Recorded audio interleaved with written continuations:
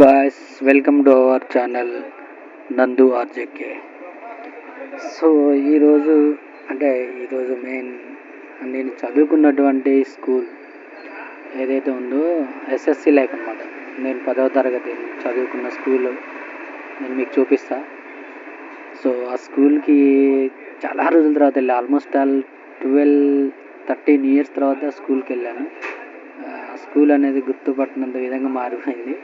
So చాలా హ్యాపీగా అనిపించింది ఫస్ట్ ఆఫ్ ఆల్ మా స్కూల్ చూడగానే. అప్పుడు మేము పాత స్కూల్ అంటే ముందు భాగంలో ఉన్నది పాత స్కూల్ ఉండే. ఇప్పుడు వెనక భాగంలో మాకు ప్లే గ్రౌండ్ ఉండే, అది ఇప్పుడు స్కూల్ చేశారు. అక్కడ చాలా బాగుంది స్కూల్.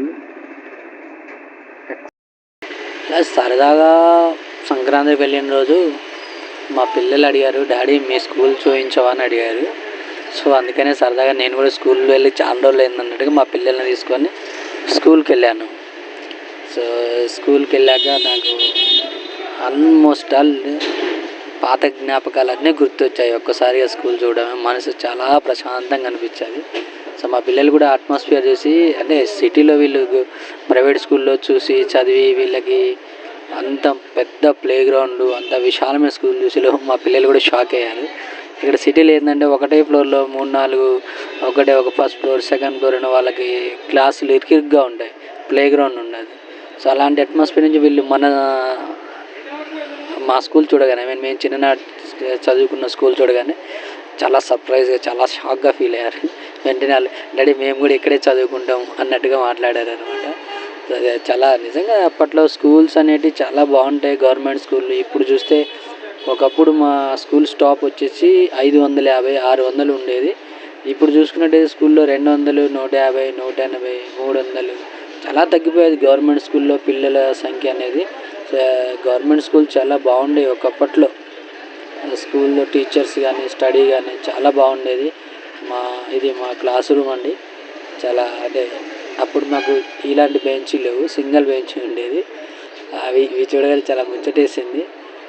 క్లాస్ రూమ్ అయితే ఏం మారలేదు, బట్ టేబుల్స్ మారాయి, కొన్ని ఫ్యాన్లు పెట్టారు. సో బోర్డు అదే, క్లాస్ రూమ్ అదే, తరగతి గది ఏం మారలేదు. సో అక్కడ కూర్చునేలోపు నాకు ఒక్కసారి అప్పటి రోజులు గుర్తొచ్చాయి. చాలా బాగుందండి. ఇది నా బెంచ్, ఫస్ట్ రోలో కూర్చునేవాడిని, లేదంటే సెకండ్ రోలో కూర్చునేవాడిని. మా పిల్లలకి ఎక్స్ప్లెయిన్ చేస్తున్నాను అనమాట. నేను ఇక్కడ రోలో కూర్చునేవాడిని, ఎప్పుడైనా క్లాస్ రూమ్లో ఫస్ట్ రో కానీ సెకండ్ రోలో కానీ కూర్చోవాలి, వెనక్కి కూర్చోవద్దని చెప్తున్నా.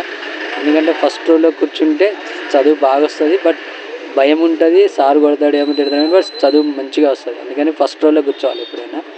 అదర్వైజ్ ఇది మా స్కూల్, నేను చెప్పే కదా మేము చదువుకున్నటువంటి పాత స్కూల్ అనమాట. మా అప్పుడు ఇదే స్కూలు.